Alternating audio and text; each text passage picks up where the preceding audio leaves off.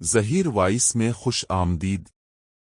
بہت پہلے جب ہر جگہ بادشاہی حکومت کیا کرتے تھے، ایک مرتبہ ایک بادشاہ اپنے ایک ملازم سردار سے ناراض ہو گیا اور اسے دربار سے نکال دیا اور حکم دیا گیا کہ تم دن رات اپنے گھر میں پڑے رہو، نہ کہیں باہر جا سکتے ہو اور نہ ہی کہیں کام کر سکتے ہو۔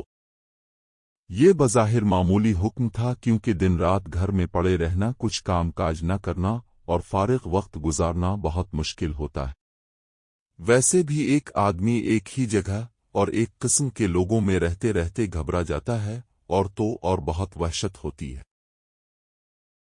وقت کاٹنا دوبھر ہو جاتا ہے، چنانچہ اس کے ساتھ بھی ایسی ہی ہوا۔ وہ سارا دن پڑا رہتا اور کوئی کام نہیں کر سکتا تھا۔ سردار بہت پریشان تھا، کیونکہ اس کے بچوں کے پیٹ بھرنے کا سوال تھا۔ جاری ہے جب وہ گھر سے باہر قدم نہیں نکالے گا تو بیوی بچوں کو کھلائے گا کہاں سے؟ اتفاق سے کچھ دنوں کے بعد بادشاہ، وزیر اور شہزادے بلائے گئے۔ سردار کو ایک ترکیب سوجھی تو اس کی آنکھیں چمک اٹھیں۔ اس نے اپنی بیوی کو پڑوس میں ایک قیمتی جوڑا لانے کے لیے بھیجا۔ وہ پڑوس سے قیمتی جوڑا لے آئی۔ سردار نے مانگے کا قیمتی جوڑا جلدی سے زیب تن کیا اور گھر سے نکل پڑا اور شان سے چلتا ہوا شاہی دربار میں جا پہنچا۔ ربری سمجھے کہ کوئی معزز مہمان ہے، اسے لے جا کر بڑے ادب سے دوسرے بڑے لوگوں کے ساتھ کرسی پر بیٹھا دیا۔ سردار گردن اکرا کر کرسی پر بیٹھ گیا۔ دربار شروع ہوا۔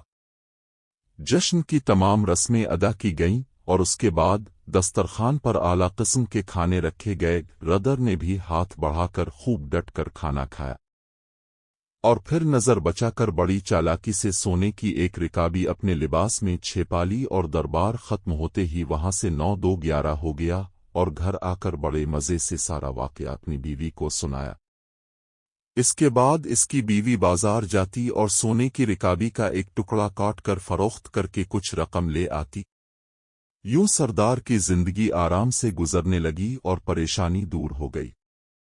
ادھر دربار کے ملازموں نے دیکھا کہ سونے کی ایک رکابی کم نکلی ہے تو بیچارے بہت گھبرائے اور رکابی ڈھونڈنے کے لیے ادھر الفادیر دوڑنے لگے۔ بادشاہ نے ان کی حالت دیکھ کر کہا کہ تم سب کیوں پریشان ہو؟ مجھے معلوم ہے کہ سونے کی رکابی غائب ہو گئی اور اب وہ تمہیں نہیں ملے گی۔ مجھے یہ بھی معلوم ہے کہ وہ رکابی کس نے چرائی ہے۔ اگلے سال پھر جشن ہوا اور دربار مہمانوں سے بھر گیا۔ جشن کے اختتام پر مہمانوں کو کھانا دیا گیا۔ سردار اس موقع پر بھی موجود تھا۔ کھانا کھانے کے بعد پھر اس نے نظر بچا کر بڑے اطمینان سے ایک سونے کی رکابی اپنے لباس میں چھپا لی۔ دربار ختم ہو تو مہمان جانے لگے تو سردار بھی محل کے دروازے سے باہر نکلنے لگا کہ اچانک بادشاہ سامنے وہ شرمسار ہو گیا۔ بادشاہ کو اپنی غلطی کا احساس ہوا اور سردار کو معاف فرما دیا اور اسے بحال کر دیا۔ جی 2 ستون کسی لاگی آپ کو یہ کہانی کمنٹس میں ضرور بتانا۔ اللہ تعالیٰ آپ کا حامی و ناصر ہو۔